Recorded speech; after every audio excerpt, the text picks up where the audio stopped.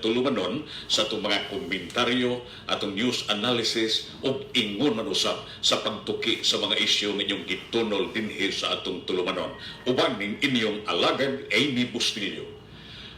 Karong adlaw atong hisgutan kining gihimo nga nindot kaayo pagtabang ni Kongresista Lollipop Uwano Dizon alang sa modular learning diri sa Dakbayan sa Mandaue ug sa tibuok ika-unom nga distrito sa lalawigan sa Sugbo.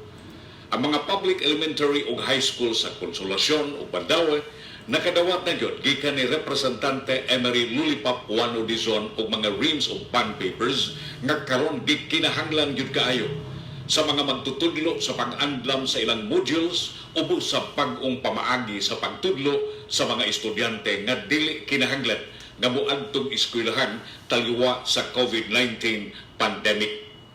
Ang pagbukas sa klase gipahibaw magdayon gyud nining buwana sa Agosto pinaagi sa online classes o baka pinaagi sa modular alang niadtong wide internet connections. Ang kongresista mihatag sa Konsolasyon ug Mandaue karon sa mukabat og 300 karim sa bond papers sa Konsolasyon National High School ug sa 500 karim sa bond papers sa public elementary ug high schools sa Dakbayan sa Mandaue. Uban sa iyang igsuon nga si board member Junkie Uwano, ingon man usab ni Konsolasyon Councilor Alfie Uwano ug ig-agaw nga Mandaue City Councilor Anjong Uwano Ikalina migamit sa ilang personal nga kwarta pinaagi sa Uwano Care para aniini nga hinabang tungod kay iyang gihuna-huna nga ang blended nga matang sa pagtuon ilabi na ang modular method wa gyud makonsiderar sa dihang ang tinuig nga gahinkon kining General Appropriations Act gituki o giaprubahan sa miaging tuig. Mga kaigsuonan, kining modular method mauni ang pamaagi nga hatagan lang o guide ang mga estudyante niini pinaagi sa nagkalain-lain nga mga modules matang sa mga leksyon nga itunol didto kanila nga dunay kumpleto nga leksyon ug ang uban budasig sab sa mga estudyante sa pag-research nga maoy ilang basahon.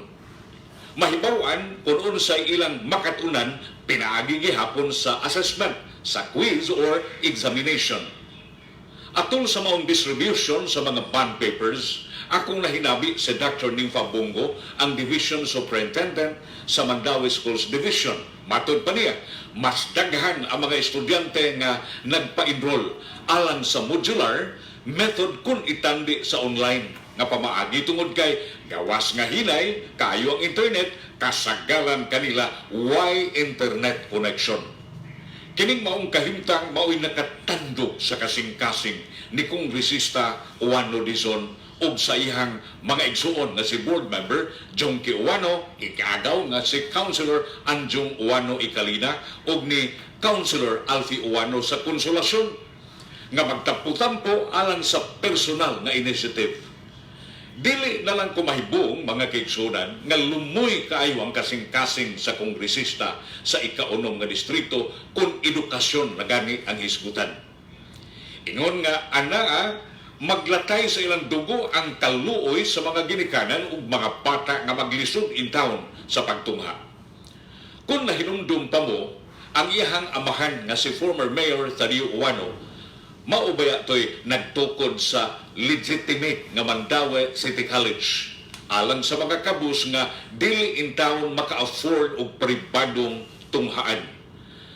Samtang sa wa pa sa gobyerno si karon Kongresista Lollipop Uwano Dizon daan ang nihatag og ayuda pinaagi sa scholarship program sa mga estudyante sa kolehiyo ug high school. Hangtod nga sa diha nga nahimo sang konsihal sa Mandaue, iyang gilusad ang programang Edukasyon Mo, Pangandoy Ko. Ang pagtunol ngadto sa DepEd sa maong mga kahibanan sa pagtungha, dako kay tabang sa administrasyon.